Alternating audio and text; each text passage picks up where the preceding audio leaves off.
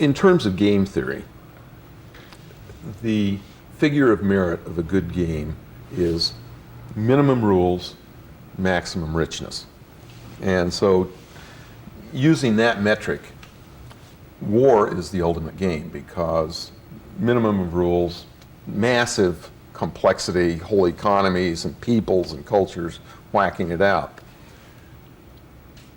If you take the next best metric for game playing, it's business, where you have tremendous complexity, keep score with money, market share, what have you, and it's really fun. And being a game player, looking at strategic as well as tactical decisions in business has always been really a lot of fun. A lot of people wondered why Atari with the 2600 was able to dominate the market so completely and so totally. And one of the reasons was that the consumer game space required in-channel capacity, which was a relatively trick technology at that time. Used, small scale, had to be able to do very small etchings, and so at the time there were only 5 companies in the world that could do it, that had an in-channel process. So since we were the first, I went around and I cut deals with every one of the in-channel houses to make me the next generation custom chip for the next generation Atari 2600. And these were exclusive.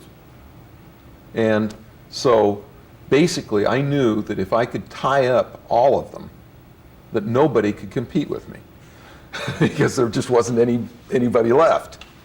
And so, and it was costing us like $50,000 to $100,000 a year. And I could constantly make just enough little changes that in the N-channel world where it was all LSI, any change set you back at least 3 to 6 months. And so I felt as long as I could keep this shell game going, it'd be really great, and I'd have totally isolated and dominated the marketplace. Well, after I sold the company, and I was working this thing, people say, why are you doing this? You only need one next generation. Pick the guys that are the best and let these guys save you $100,000.